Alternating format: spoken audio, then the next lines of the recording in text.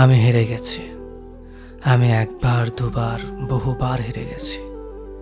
কখনো সময়ের কাছে, কখনো পরিস্থিতির কাছে, আবার কখনো কখনো নিজের পরিবারের কাছে হেরে গেছি। আমার পরিবার আমাকে আশ্রয় দেয়, আমার সকল প্রকার চাহিদা মেটায়। আমি ভেঙে নেতিয়ে পড়ার মুহূর্তে আমাকে শক্ত হাতে আগলে নেয়। আবার সেই পরিবারই আমাকে তাদের স্বার্থে ব্যবহার করে, তাদের স্বপ্নগুলো আমার উপর চাপিয়ে দেয়। আমাকে জিতিয়ে দেওয়ার নাম করে গোহারাটাই হারিয়ে দেয়। আমার কিছু করার থাকে না, অনেক কিছু বলার থাকলেও বলা হয়ে ওঠে না। শুধু চুপচাপ মুখ বুজে পরিবারের জেদের কাছে হেরে যেতে হয় মাথা নত করে। আমি রক্তের সম্পর্ক চেয়েও আত্মার সম্পর্ককে যেখানে প্রাধান্য দিয়েছি, সেখানেও হেরে গেছি। বন্ধু মহলেও বন্ধুদের কৌতূহল বসে আমাকে জিততে দেয়নি বারংবার। আমি তাদের বিশ্বাস করতাম, নিজেকে তাদের কাছে খুচরো পয়সার মতো জমিয়ে রাখতাম। বন্ধুদের কেমন যেন ভোরবেলার আবছা আলোর মতো নরম মনে হতো।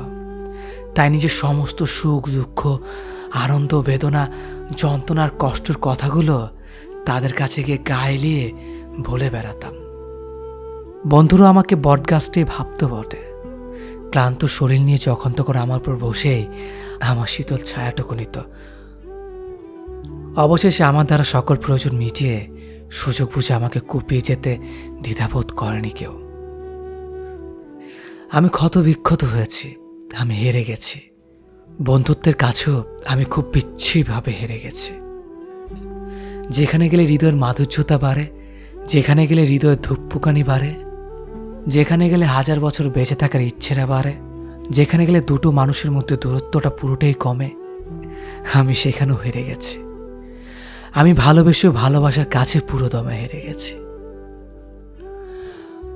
আমি ভালোবেসে ভালো থাকতে চেয়েছি, কারো কাঁধে মাথা রাখতে চেয়েছি, নিজেকে পুরোপুরি নগ্ন করার মতো নিজের সমস্ত কিছু খুলে বলতে চেয়েছি, তার গায়ে আলোটুকু নিজের গায়ে মাখতে চেয়েছি।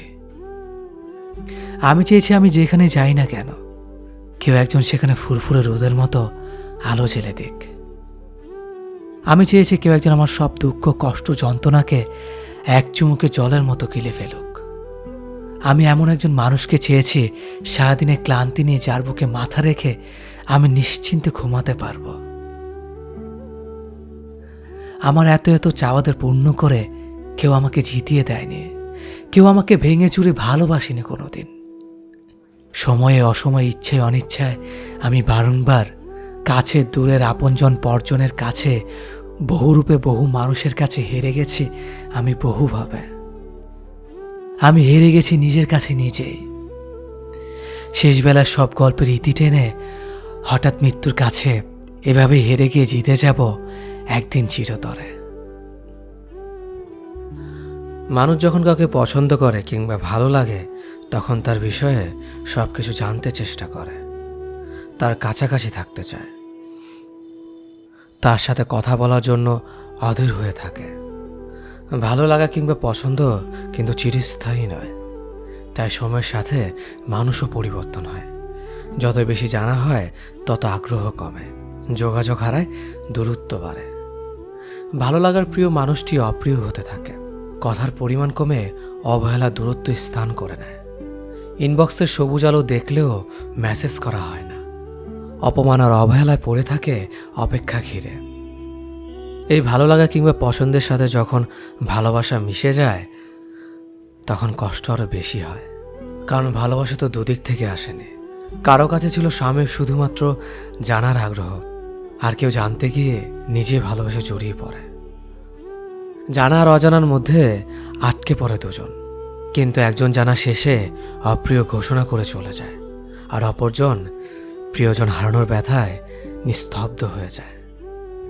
ভালো লাগার ভালোবাসার ফারাক না বুঝতে পেরেই আমরা ভুল করি, ভুল মানুষকে ভালোবাসি। মানুষ ভুল হলেও ভালোবাসা তো ভুল নয়। থাকুক না হয় কিছু ভালোবাসা একতরফা হয়েই, ভালো থাকুক প্রিয় মানুষটির গল্প না হয় অপ্রিয় হয়েই। নানান বাহানায় আমরা দূরে চলে গিয়েছিলাম। তুমি একটা সময় আমাকে খুব চাইতে। সময়ের ব্যবধানে নিজেকে তোমার কাছে একদম সস্তা করে দিয়েছিলাম। মানুষ যেটা খুব করে চায় সেটা সে একবার পেয়ে গেলে তার প্রতি আকর্ষণ কমতে শুরু করে। এটা একটা শর্তের মতো, এটা সবার ক্ষেত্রেই হয়। কিন্তু তোমাকে একটা ব্যতিক্রম মানুষ ভেবেছে তুমি এমন করবে না, ঘুরে ফিরে করলে তাই। নিজের আত্মসম্মান যা নষ্ট হয়ে যায় সেটা সে আর ফিরিয়ে আনতে পারে না। তেমনি যে আমি তোমার মতো অকৃতজ্ঞ মানুষের দেখা পেয়ে গেছি, আমি আর অকৃতজ্ঞ হতে পারলাম না। নিজেকে তোমার প্রতি কৃতজ্ঞ মনে হয় এখন। আত্মসম্মান হারিয়ে কৃতজ্ঞতা স্বীকার করার মানসিকতা পেয়েছি। আমরা কিছু হারালেই কিছু না কিছু ফিরে পাই। সুখ হারিয়ে দুঃখ পাওয়াটাও একটা অর্জন। কত শত মানুষ আছে একটু শান্তিতে কাঁদতেও পারে না। তাদের কষ্টটা ঠিক কোথায় তারা বুঝতেই পারে না। আমি সেদিক থেকে তোমার প্রতি কৃতজ্ঞ। এখন জানি, এখন বুঝি, বেশি সুখে থাকাটা আসলে মানুষের ধর্ম নয়। কাউকে ছেড়ে চলে যাওয়াটাও আমাদের ধর্ম নয়।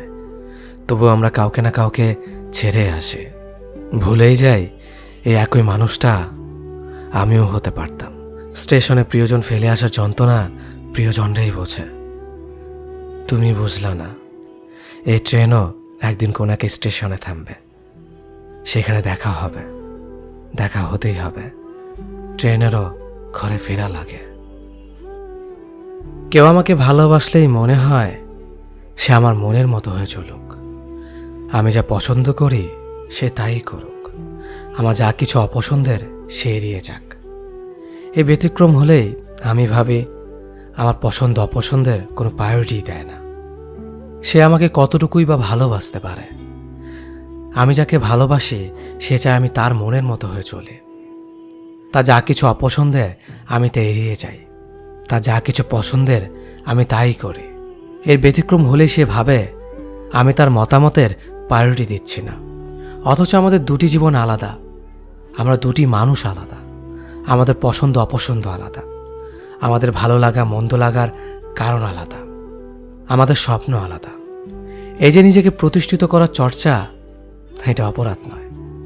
জীবনের জন্য মানুষ লাগে, মানুষের জন্য জীবনকে স্যাক্রিফাইস করার অনুভূতিটা খুবই সাময়িক। আমরা এত বড় একটা হৃদয় নিয়ে মানুষকে ভালোবাসার পর এতটা সংকীর্ণ হয়ে যায় কেন, কে জানে। আমরা কেন একজন আরেকজনের পৃথিবীকে সংকুচিত করে দিতে চাই?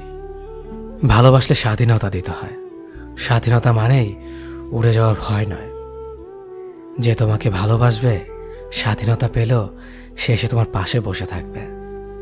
যে ভালোবাসবে না, তাকে আটকে রাখলেও সে তোমার নয়। একটা নির্দিষ্ট বয়সের পর ছেলেরা যেন পরিবারের বোঝা হয়ে দাঁড়ায়। একটা নির্দিষ্ট বয়সের পর ছেলেদের বাড়ি ছেড়ে বের হতে হয়, কিন্তু আর কখনো বাড়িতে ফেরা হয় না ঠিক আগের মতো করে। স্কুল ছুটি হলে যেমনটা বাড়ি ফিরে আসতো। একটা নির্দিষ্ট বয়সের পর ছেলেদের জন্য পৃথিবীটা কঠিন হয়ে দাঁড়ায়। কেউ পাশে থাকে না তখন। পরিবার সে তো আগেই জানিয়ে দেয়, এখন নিজের পথ নিজে মাপো। একটা নির্দিষ্ট বয়সের পর বাবা মার আদর আর পায় না আগের মতো করে।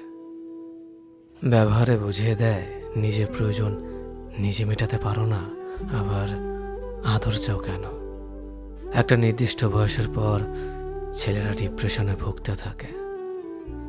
আর হ্যাঁ, সেটা ক্যারিয়ারের জন্য, নয়তো যে পরিবার তাকে সন্তান স্বীকৃতি দিতে লজ্জা পায়। একটা নির্দিষ্ট বয়সের পরে পরিবারের কাছে সামান্য কিছু আবদার করার যোগ্যতা হারিয়ে ফেলে ছেলেরা। তখন মোবাইলে রিচার্জের জন্য 20 টাকা পরিবার থেকে চাওয়ার চেয়ে আত্মহত্যাটাই সহজ মনে হয়। নির্দিষ্ট একটা সময়ের পর ছেলেদের চারপাশটা ধীরে ধীরে সংকুচিত হয়ে আসে। এই সময়টাতে একটা ছেলে কতটা কষ্টে থাকে সেটা কেউ জানতে পারে না।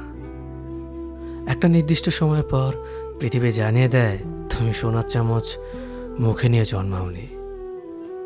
তখন পৃথিবী তোমাকে একা ছেড়ে দিবে। হয়তো জীবনের সাথে সংগ্রাম করে তুমি হয়ে উঠবে গল্পের নায়ক, নয়তোবা তুমি হারিয়ে যাবে ওই পথচারীর মতো, যার গন্তব্যের কোনো সন্ধান পায়নি।